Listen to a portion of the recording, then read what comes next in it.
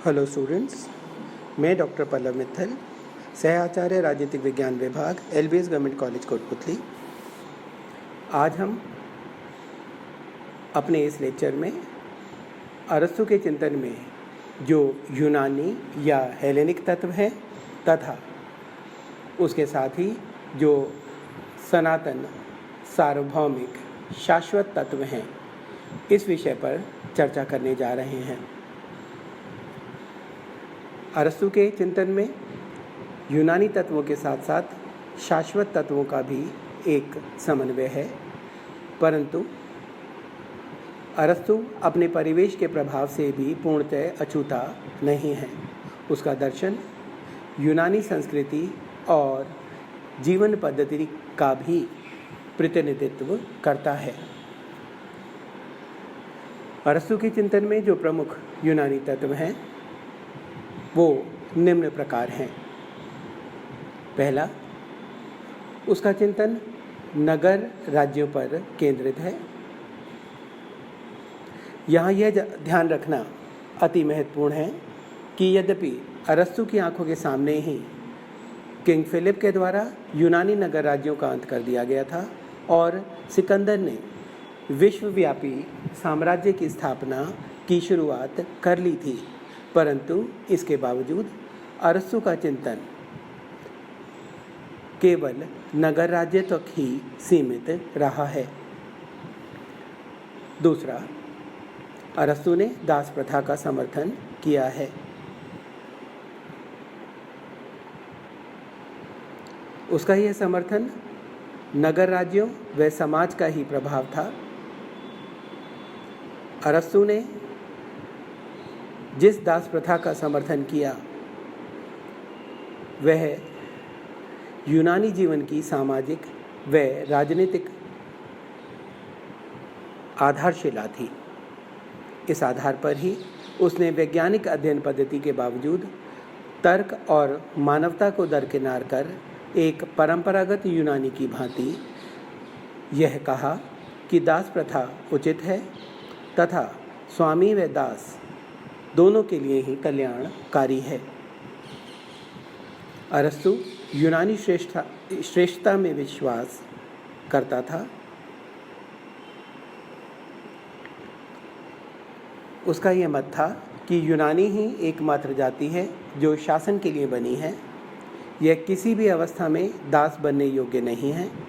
यूनानी लोग सर्वत्र एवं नैसर्गिक रूप से स्वतंत्र हैं।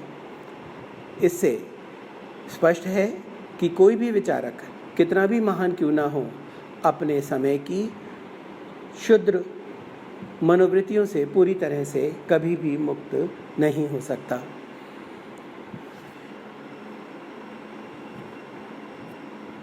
अरस्तु के विचारों में श्रमिकों, किसानों व शिल्पियों अर्थात उत्पादन से जुड़े लोगों के प्रति हीनता की भावना है। वह इन लोगों को नगर राज्यों में नागरिकता प्रदान नहीं करवा पाया और ना ही प्लेटो की भांति विशेष योग्यता प्राप्त स्त्रियों को पुरुषों के समान स्थान प्रदान कर पाया। नागरिकता केवल कुछ सीमित पुरुषों के पास ही थी जिनके पास पर्याप्त अवकाश था। ये नागरिक दूसरों के श्रम पर जीवित रहते थे।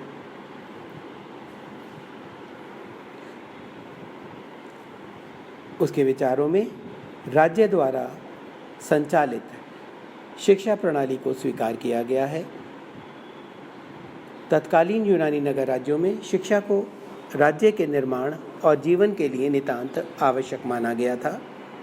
प्लेटो की भांति अरस्तु भी इस विषय पर सहमत है कि नागरिकों की शिक्षा का प्रबंध और उसका नियंत्रण राज्य के द्वारा ही किया जाना चाहिए।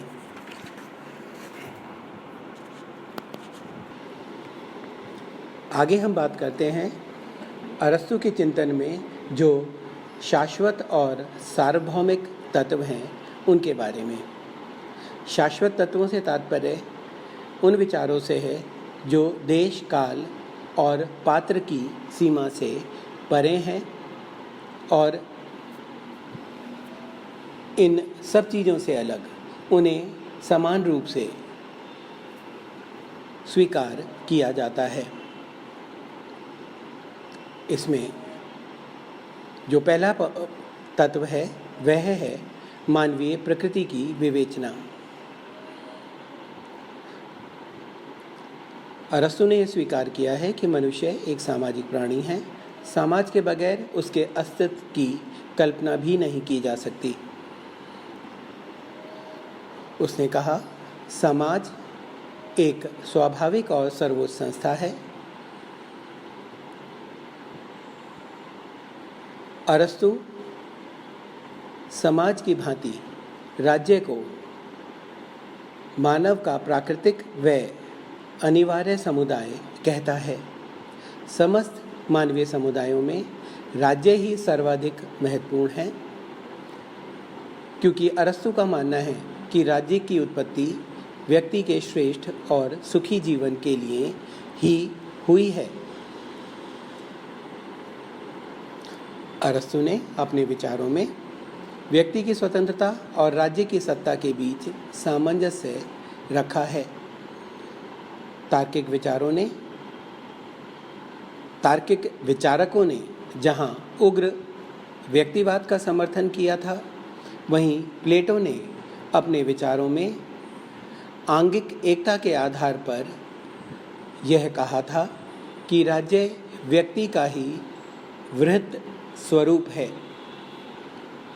अरस्तु पहला व्यक्ति है जिसने व्यक्ति की स्वतंत्रता और राज्य की सत्ता के बीच एक अद्भुत समन्वय स्थापित किया।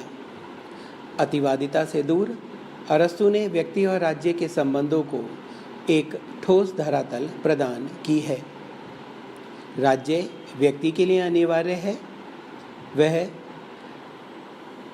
सर्वोच्च महत्व की संस्था है कहकर अरस्तु ने यह स्पष्ट किया कि मनुष्य के जीवन में राज्य के अलावा भी अन्य समुदाय हैं।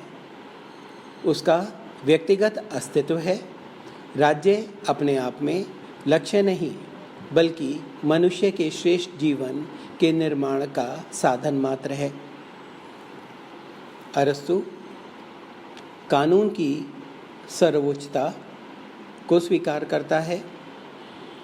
इस शाश्वत तत्व को अरस्तु ने अपने समस्त राजनीतिक दर्शन का आधार बनाया है। व्यक्तिगत शासन की तुलना में अरस्तु कानून के शासन को बेहतर मानता है। अरस्तु के चिंतन में संप्रभुता के बीज हैं और प्रभुसत्ता की अवधारणा की शुरुआत है। प्रत्येक राज्य में एक सर्वोच्च शक्ति का होना अनिवार्य है, परंतु उस शक्ति को भी कानून के अनुशासन में ही रहना जरूरी है। बार्कर का कथन है कि सार्वभौमिकता का दर्शन प्रस्तुत करने वालों का अरस्तु मार्गदर्शक है। अरस्तु ने अपने दर्शन में आर्थिक साधनों का राजनीतिक जीवन पर जो प्रभाव है उसको भी स्वीकार किया है। प्लेटो के संपत्ति के साम्यवाद के विचार के विपरीत अरस्तु ने मानवीय जीवन में संपत्ति की अनिवार्यता को स्वीकार किया है, क्योंकि संपत्ति के अभाव में मनुष्य का समुचित विकास संभव नहीं है। संविधानों के वर्गीकरण करने में भी अरस्तु ने आर्थिक तत्वों को समुचित महत्व प्रदान किया है। अरस्तु ने अपने अध्ययन में तुलनात्मक व आगमनात्मक अध्ययन पद्धति का प्रयोग किया है। अपने समय के 158 संविधानों का अध्ययन करके उसने तुलनात्मक अध्ययन पद्धति की शुरुआत की थी। संविधानवाद अरस्तु के दर्शन का एक महत्वपूर्ण शाश्वत तत्व है। बार्कर व एबनसीन ने कहा है कि राजनीतिक चिंतन में और संवैधानिक शासन व्यवस्था में कानून का शासन अरस्तु की सबसे महत्वपूर्ण देन है। अरस्तु ने अपने विचारों में शासन के 3 अंगों पर भी विचार किया है, जो संभवतः आगे जाकर शक्ति पृथक्करण के सिद्धांत का आधार बने। उसका मध्यम मार्ग का विचार अतिवाद को छोड़कर संतुलन की बात करता है। संभवतः यहीं से शक्ति संतुलन और नियंत्रण के सिद्धांत की शुरुआत होती है। साथ ही अरस्तु ने अपने विचारों में राजनीति पर आर्थिक क्रियाओं का जो प्रभाव है उसको भी स्वीकार किया है। अरस्तु ने राजनीति व अर्थशास्त्र के पारस्परिक संबंधों को महत्व दिया है। शासन की अनेक समस्याएं धनिक व निर्धन वर्ग के बीच संघर्ष का ही परिणाम होती हैं। संविधान के वर्गीकरण का आधार भी उसने आर्थिक क्रियाओं को बनाया है। वर्तमान समय में भी अगर हम ध्यान से अध्ययन करेंगे तो ये पाएंगे कि अधिकतर राजनीतिक उठापटक का कारण आर्थिक ही होता है।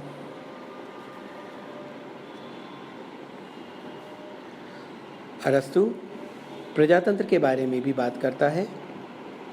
उसने प्रजातंत्र की आलोचना करते हुए कहा कि इसमें संख्या के आधार पर समानता की बात की जाती है, योग्यता के आधार पर नहीं।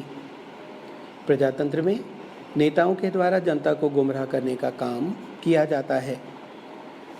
संक्षेप में अरस्तु का मुख्य ग्रंथ पॉलिटिक्स